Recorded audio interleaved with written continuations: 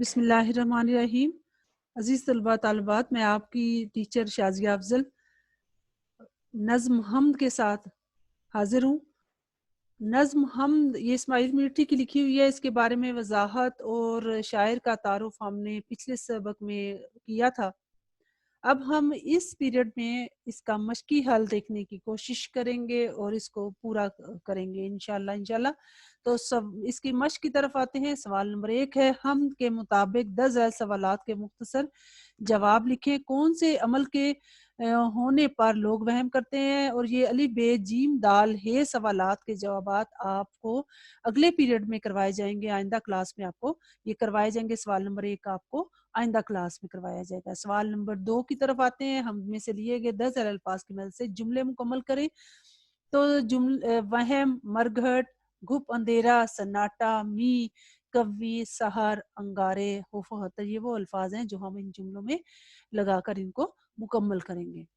پہلا جملہ ہے، اللہ تعالیٰ کے ذکر سے ہمارا دل ڈیش رہتا ہے، تو یہاں پر آئے گا کوی رہتا ہے۔ دوسرا ہے، اللہ تعالیٰ کو یاد کرنے سے ہر قسم کے وہم و گمان ڈیش و گمان ختم ہو جاتے ہیں، تو یہاں پر آئے گا وہم۔ تیسرا جملہ ہے، طوفان کا شور ہو یا اس کے تھمنے کے بعد کا ڈیش، اللہ تعالیٰ ہر صورت میں ہمارے ساتھ ہوتا ہے، تو یہاں لفظ آئے گا سناٹا۔ چوتھا جملہ ہے، قبرستان اور ڈیش مردوں کو دفنانے یا جلانے کا مقام ہے، تو یہاں پر مرگھٹ، نظم کے مطابق قبرستان اور مرگھٹ آئے گا اس جملے میں۔ پانچواں جملہ ہے، رات کو طوفان آنے پر ہر طرف ڈیش چھا گیا، اندھیرا، گھپ اندھیرا چھا گیا، یہاں سے ہم گھپ اندھیرا یہاں لگائیں گے۔ چھٹا جملہ ہے، اللہ تعالیٰ کی ہر جگہ موجودگی کے احساس سے ہم بلا ڈیش اپنی منزل کی طرف بڑھ سکتے ہیں، بلا خوف و خطر، یہاں پر لفظ آئے گا خوف و خطر۔ ساتواں جملہ ہے، آسمان سے تارے ٹوٹ کر ایسے گرتے ہیں جیسے انگارے، تو لفظ یہاں پر آئے گا انگارے۔ آٹھواں جملہ ہے، رات ختم ہوتی ہے اور ڈیش کے وقت اللہ کے ذکر سے فضائیں گونج اٹھتی ہیں، تو یہاں پر آئے گا سحر، یہاں پہ لفظ سحر آئے گا۔ نواں جملہ ہے، بارش کا دوسرا نام ڈیش بھی ہے، تو دوسرا نام می ہے۔ اس کے دوسرے صفحے کی طرف ہم آتے ہیں۔ اگلا سوال اس کا بے حصہ ہے، سوال نمبر 2 کا، کہ دیے گئے الفاظ میں سے مناسب لفظ کا انتخاب کر کے خالی جگہ پر کریں۔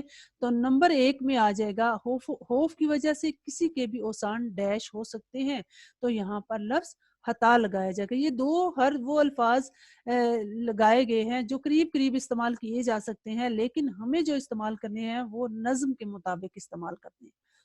تو یہاں پر اوسان کبھی گم نہیں ہوتے، یہاں پہ لفظ آئے گا خطا، اوسان خطا ہو سکتے ہیں۔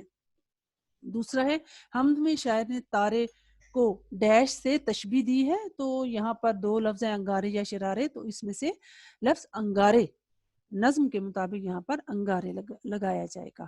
تیسرے جملے کے اندر اللہ کی یاد سے ہمارا دل ڈیش رہتا ہے، پرہول نہیں کوی رہتا ہے۔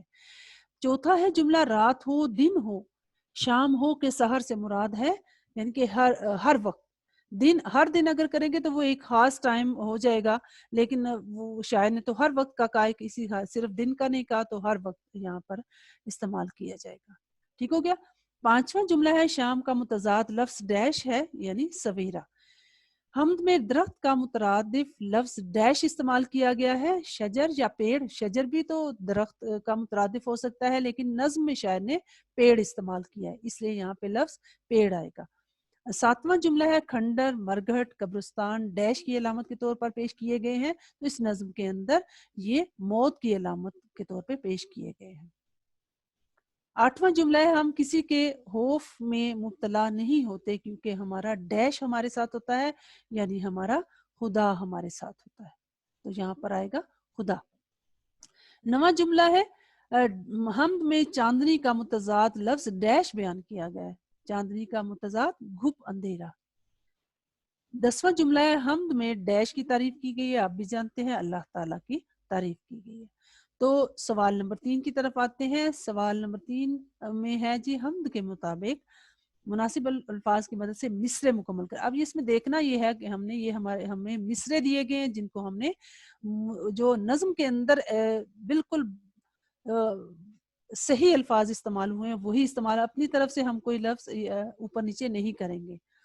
رہے پھر بھی کبھی ڈیش میرا، یہاں پر جگر آ جائے گا، نظم میں جگر استعمال ہوا کیونکہ میرا خدا ہے ڈیش ساتھ میرے ساتھ. تیسرا ہے جی جیم جملہ، شب کو گرتے ہیں جیسے ڈیش انگارے، یا پرانا کوئی ڈیش سنسان کھنڈر ویران سنسان. ہے جملہ ہے ڈیش کرتے ہیں لوگ بیچارے، تو یہاں پر آئے گا وہم. یہاں پہ پانچویں ہے والے جملے میں آئے گا وہم. سوال نمبر آپ کا آ جائے گا 4. سوال نمبر 4 ہے ہم کے مطابق کالم الف میں سے دیے گئے الفاظ کو کالم بے کے متعلقہ لفظ سے ملائیں. یہ میں نے پہلے ملا کر رکھے ہوئے ہیں. یہ ہے جی سفر کا کے ساتھ ملے گا سمندر، شاعر نے سفر کے ساتھ سمندر کا ذکر کیا ہے. چاندنی کے ساتھ گھپ اندھیرے کا ذکر کیا ہے تو چاندنی کے ساتھ گھپ اندھیرا ملایا جائے گا. پرانا کے ساتھ جو ہے وہ لفظ کھنڈر کو ملایا جائے گا. قبرستان کے ساتھ اس نے مرگھٹ کا استعمال کیا ہے تو یہاں پر مرگھٹ قبرستان کے ساتھ ملایا جائے گا. تو شب کو گرتے ہیں جیسے انگارے، تو شب اور انگارے یہ اس نے ملائے ہوئے ہیں، اس لیے شب کے ساتھ انگارے کو ملایا جائے گا. آسمان کے ساتھ لفظ تارے کو ملایا جائے گا. سحر کے ساتھ شام کو لفظ ملایا جائے گا. سوال نمبر 5 ہے اس نظم کے کون کون سے بند میں ردیف استعمال ہوئی ہے ان کی نشاندہی کریں.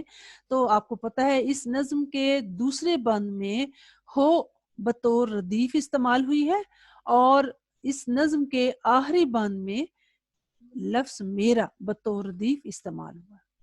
ٹھیک ہو گیا؟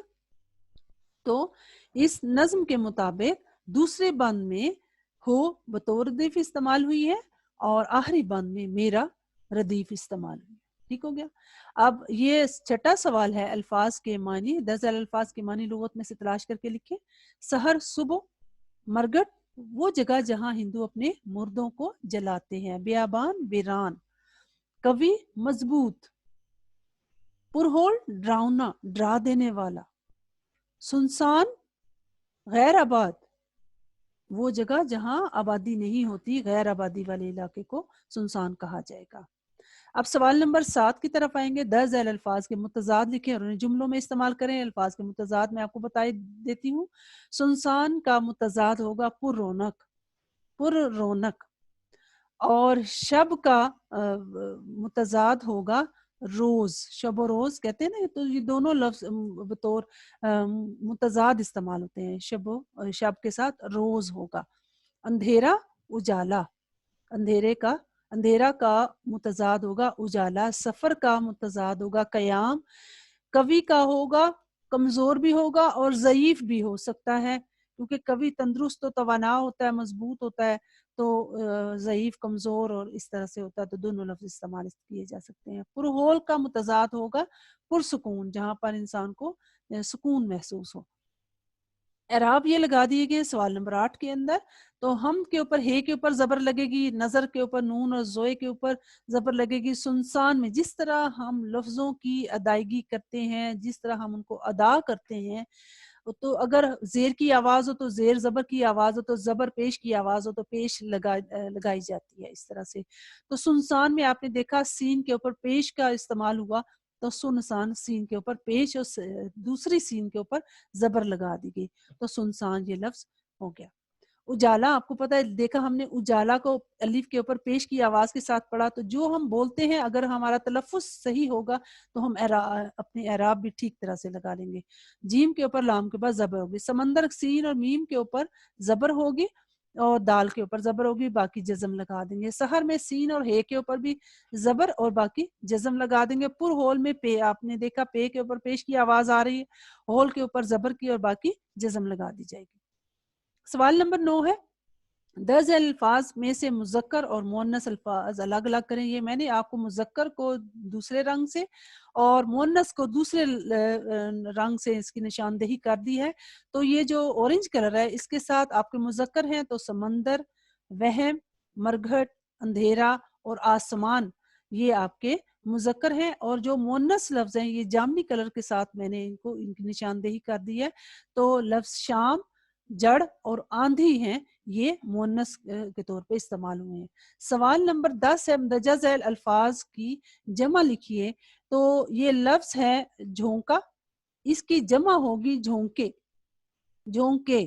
ہم عام طور پر یوں کرتے ہیں کہ اس کے ساتھ بڑیے لگا دیتے ہیں تو وہ جھونکلے بن جاتا ہے، تو ہم یہ اس کاف میں بھی تھوڑا سا رد و بدل کریں گے، جھونک کے کر دیں گے، کاف کی کش لگائیں گے، الف بیچ میں اسے نکال دیں گے تو اس کے ساتھ بڑیے ملائیں گے تو جھونکے، جھونکا کی جمع ہوگی جھونکے۔ رات، راتیں، رات کی جمع ہوگی راتیں۔ تارا کی جمع ہوگی تارے۔ ہتا، ہتایا، آگے جس طرح ہم یہ لکھتے ہیں نا یہ ہتایا، یہ ہے یا۔ انگارا، انگارے، انگارا کی جمع ہوگی انگارے۔ تو اب ہم چلتے ہیں سوال نمبر 11 کی طرف۔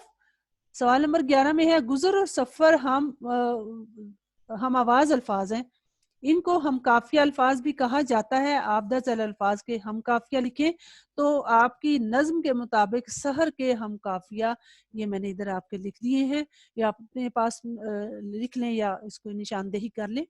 سحر کا ہم آواز یا ہم کافیہ ہوگا نظر اور سحر، اور گزر بھی ہو جائے گا، تارے، انگارے اور سارے، میدان، سنسان اور ویران، ہوا، دوا، نوا، دعا بھی ہو سکتا ہے۔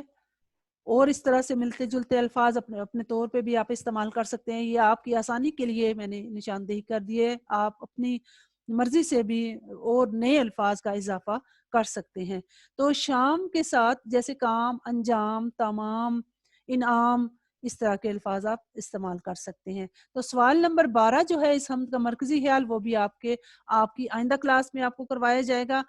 تو امید کرتی ہوں کہ آپ کو یہ اس کا مشقی حل آپ کو بہت اچھی طرح سے سمجھ آ گیا ہوگا، اور اس کے ساتھ ہی میں آپ سے اجازت چاہتی ہوں۔ اللہ حافظ، فی امان اللہ، اللہ حافظ۔